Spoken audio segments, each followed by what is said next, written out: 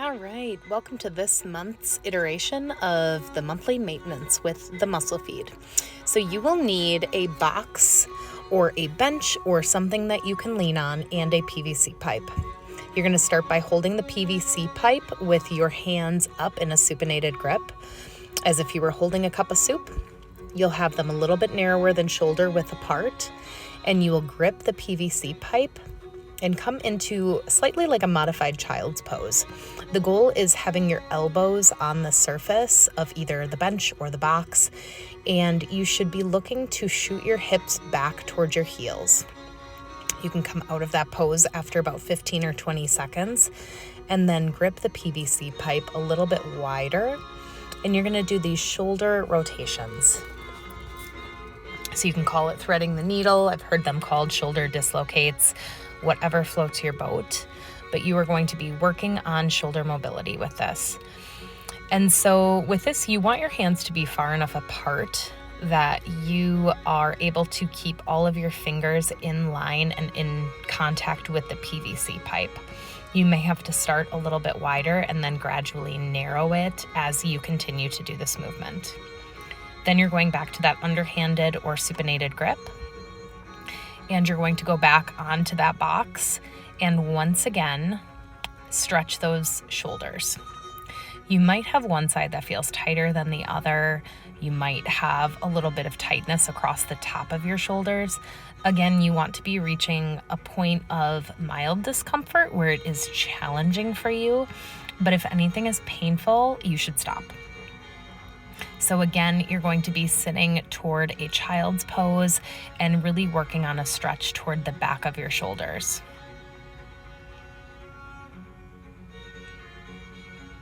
You're going to be holding this for anywhere in the range of 15 to 30 seconds is a pretty good time for holding that stretch. 30 would be optimal. And then this time you are going to do some shoulder mobility where you circle one arm around and then come across the other side. So you're going to do 5 in one direction and then 5 in the other direction.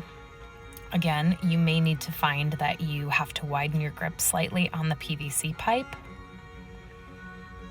And you want this to be slow and controlled. You may find that one side has a little better mobility with this movement than the other side does. Again, that's pretty normal and another reason that we work on this. Third time going back to that supinated grip. And once again with that absolutely fantastic lat stretch.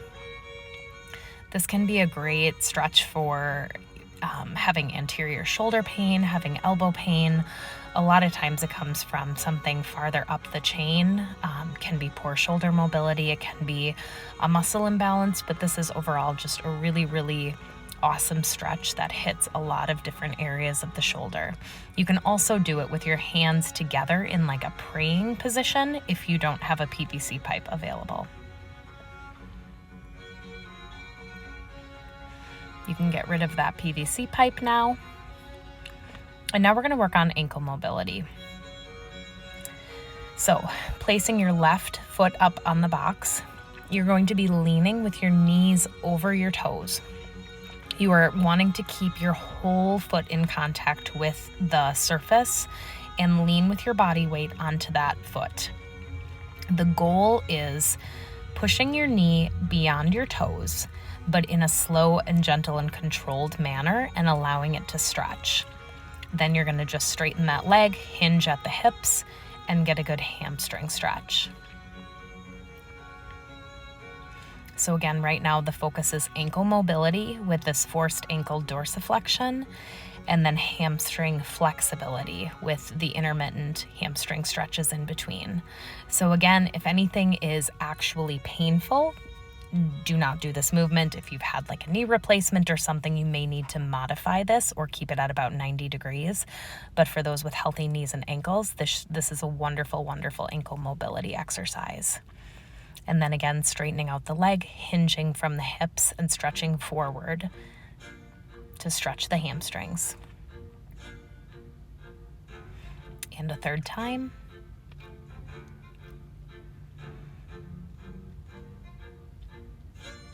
This is a great exercise to do on a squat day, especially if you have problems with getting good ankle mobility or good depth in your squats. This can be extremely helpful.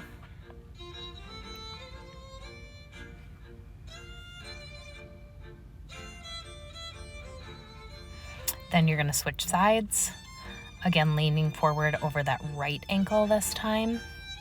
And you may notice once again that you have one ankle that's a little bit more mobile than the other. If you have an injury history of ankle sprains or tears or anything like that, again, you may need to modify your depth with this, and it might look a little bit different, and that's okay. Once again, stretching forward.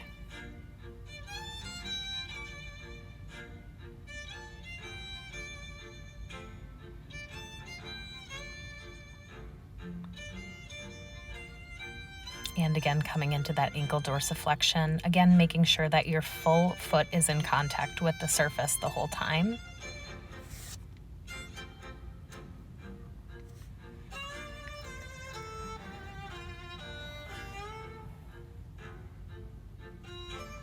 Lengthening and stretching.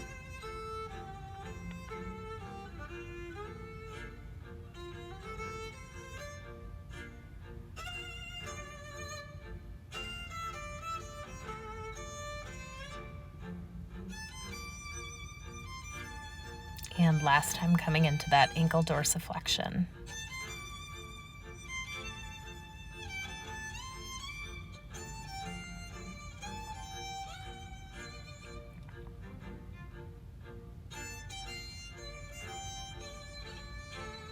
And final time coming into that hamstring stretch.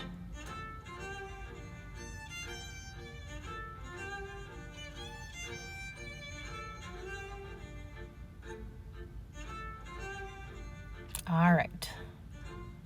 So now you are going to tuck that left foot in. Basically, this is a pigeon pose on a box.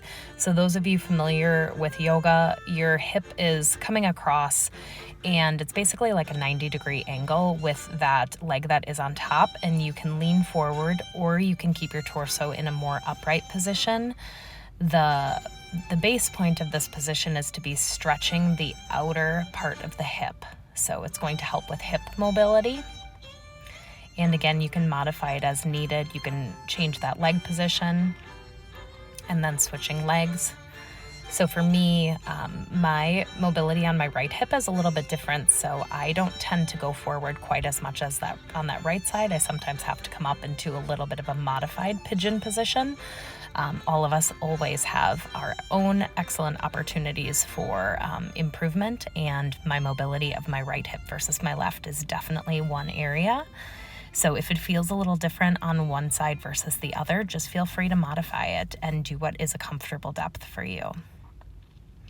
Then leaning back, you're going to keep those hands on the box and shoot your hips back. So again, you should feel a pretty good stretch through both your hamstrings and your upper back with this movement as well. Then once again, going to that left hip in the modified pigeon pose. Keeping that across.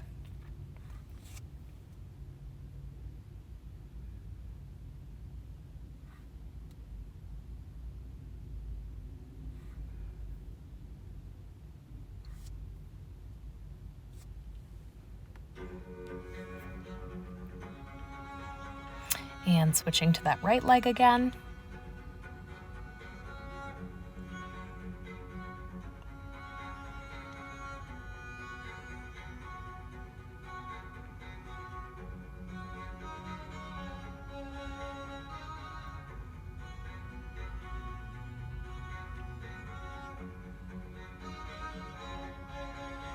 And once again, getting that stretch through those hamstrings and that upper back.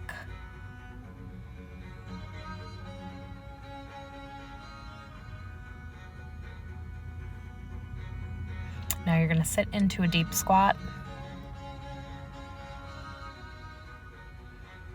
And you can bring your hands into a praying position. Use those elbows to push those knees apart and get a little bit more comfortable in your deep squat. I just kind of shoved my box out of the way. Put your hands flat on the floor, or on your shins, whatever is needed to do a hamstring stretch, so a standing hamstring stretch. This is another good warm-up for a squat day. So this is dynamic warm-ups where you're going to be coming from a deep squat and with those hands in a praying position to then once again having those hands on the ground and having a good hamstring stretch from that.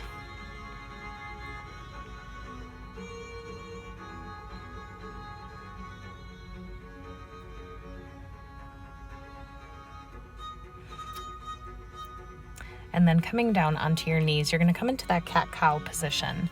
So once again, inhale, letting your belly drop, exhale, rounding through that upper spine, and move at the pace of your own breath with this.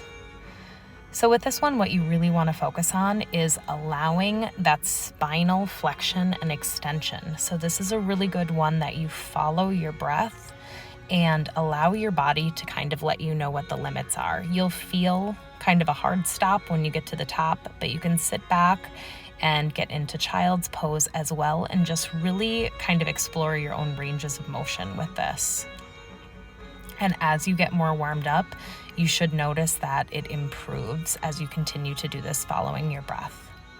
I like to walk my hands over to each side and get another good stretch through the back of each of my shoulders.